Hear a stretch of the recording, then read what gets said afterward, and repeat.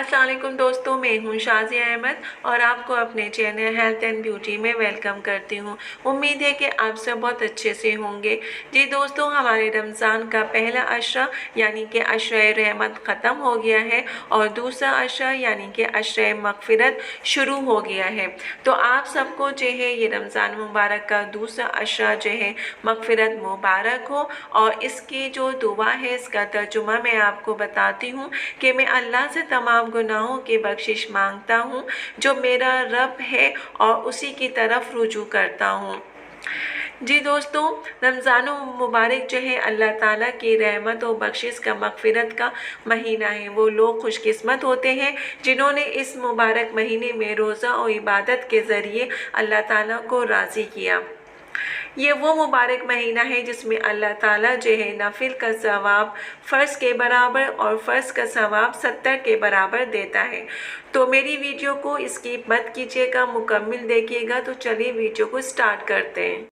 Video start करने से पहले अगर आपने अभी तक मेरा चैनल सब्सक्राइब नहीं किया है तो जल्दी से सब्सक्राइब कर दीजिए और साथ में लगे आइकॉन के बटन को प्रेस करें ताकि मेरी नई वीडियो की नोटिफिकेशन आप सबको सबसे पहले फ्री में देखने को मिले। वीडियो अच्छी लगे तो लाइक एंड शेयर ज़रूर कीजिएगा।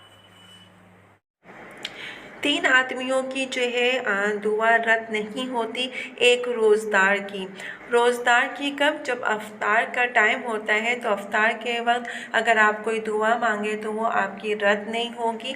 दूसरे आदिल बादशाह की दुआ और तीसरे मज़लूम की दुआ। इसीलिए हर मुसलमान अपने अपने हिस्से की नेकी और रमज़ान में ज़्यादा से ज़्यादा इबादत करने और नेकियां समेटने में और रोज़ा रखने में मगन होता है।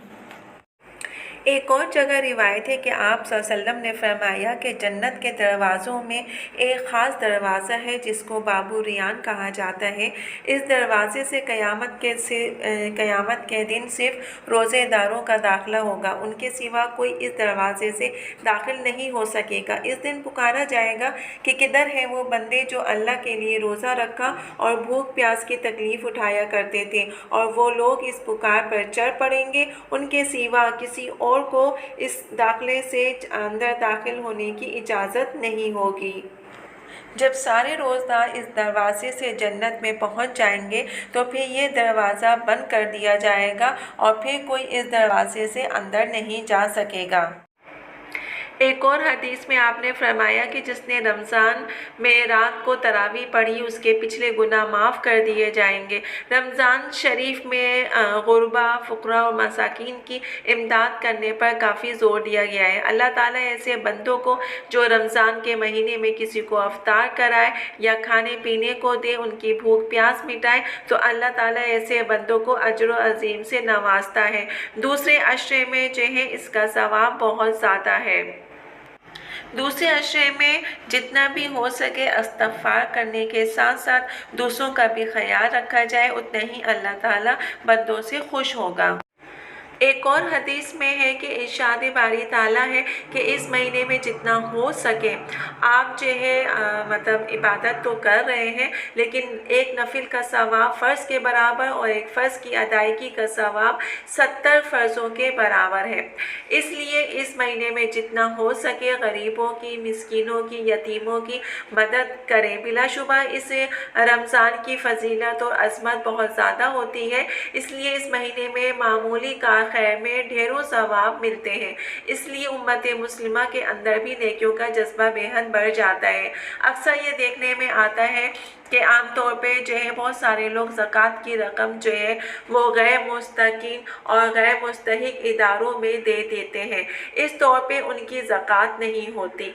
ज़कात जो है आप फ़ितरे की रकम सिर्फ उन्हीं को दें जिनसे आप बाखूबी वाकिफ़ हों। पड़ोसियों, रिश्तेदारों में अगर कोई मुस्तहिक है तो दूसरों पर पहले उसको तरजीह दें। बहुत सारे लोग हाजतमंद होते हैं और जिसे आप कहना चाहिए कि पर्दा पोश जो होते हैं, जो कि मुँह से कह भी नहीं सकते कि हमें इमदाद चाहिए, हमें ज़कात या फ़ितरा चाहिए, तो वो लेने में झिझक भी महसूस करते हैं। तो उन्हें आप ईदी के तौर पे ज़कात की रकम दे सकते हैं।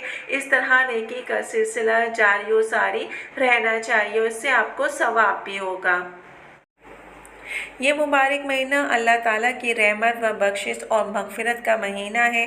وہ لوگ خوش قسمت ہیں جنہوں نے اس مبارک مہینے میں روزہ و عبادت کے ذریعے اللہ تعالیٰ کو راضی کیا۔ یہ وہ مبارک مہینہ ہے جس میں اللہ تعالیٰ نے نفل کا ثواب فرض کے برابر اور فرض کا ثواب 70 گنا بڑھا دیتا ہے۔